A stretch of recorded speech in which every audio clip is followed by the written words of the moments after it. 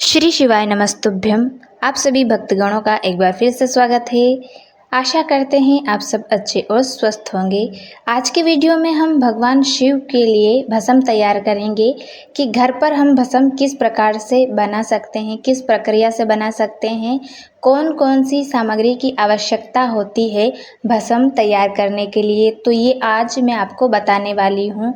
तो ये हमने अलोनी गोबर लिया है, यानी कि जहाँ गाय गोबर करती है उसी स्थान पर जब वो सूख जाता है तो उसको उठाकर लाना होता है, यानी कि हम हाथ से थापते हैं कंडे, उसका प्रयोग नहीं करना है इस भस्म बनाने के लिए।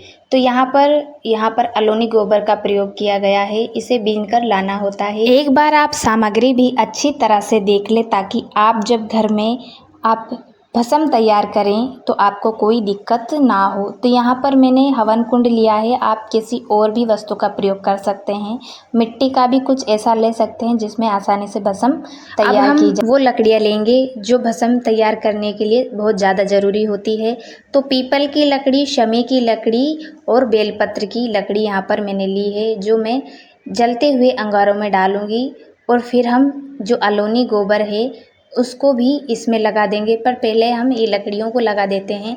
पर आपको एक बात ध्यान रखना है कि जो पेड़ हरा भरा होता है उसमें से आप ये ना तोड़ें, क्योंकि पेड़ जो सूख जाता है उसी की लकड़ी लेनी चाहिए और उसी का ही प्रयोग करना चाहिए। तो यहाँ पर मेरे पास जो मैंने एकत्रित की थी वो सब सूखी हुई थी, किसी भी जो हरा भरा पेड़ है उसमें से उपयोग नहीं किया है। इस प्रकार से आप भी आसानी से घर में भस्म तैयार कर सकते हैं। केवल शमी पत्र की लकड़ी, बेलपत्र की लकड़ी, पीपल की सूखी हुई लकड़ी और अलोनी गोबर, ये 4 चीज़ें भी काफ़ी है भस्म तैयार करने के लिए।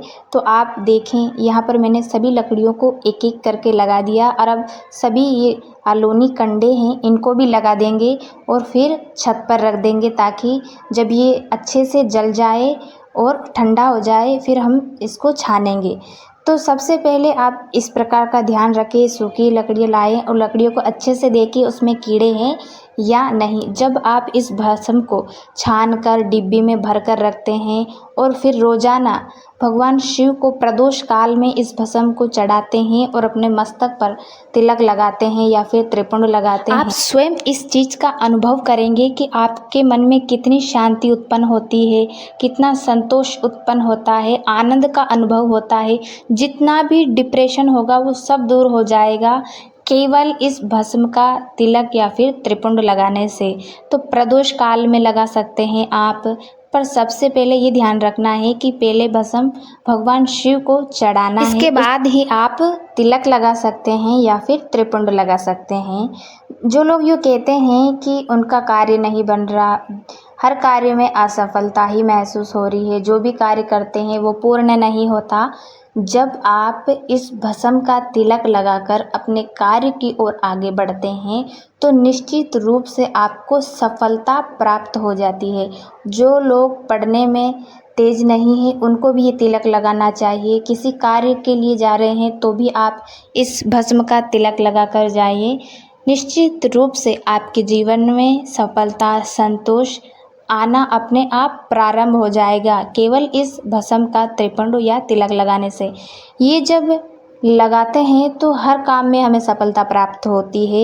यूं ही नहीं कहते हैं भगवान शिव की इस भस्म को, महाकाल की तो प्रसिद्ध रूप से भस्म आरती होती है।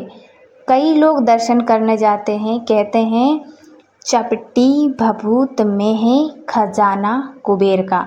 वो तो नित्य भस्म लगा के रखते हैं और जो उनके सेवक होते हैं, तो अघोरी के लीजिए, जो भी मतलब भगवान शिव के सेवक होते हैं वो भी भस्म धारण करते हैं। पर जो गृहस्थ आश्रम में रहकर भगवान शिव की पूजा करते हैं वो पूरे शरीर पे ना सही केवल तिलक मात्र भी कर लेते हैं, तो आपको भी उस आनंद का अनुभव होना शुरू हो जाएगा केवल इस भस्म को धारण करने से।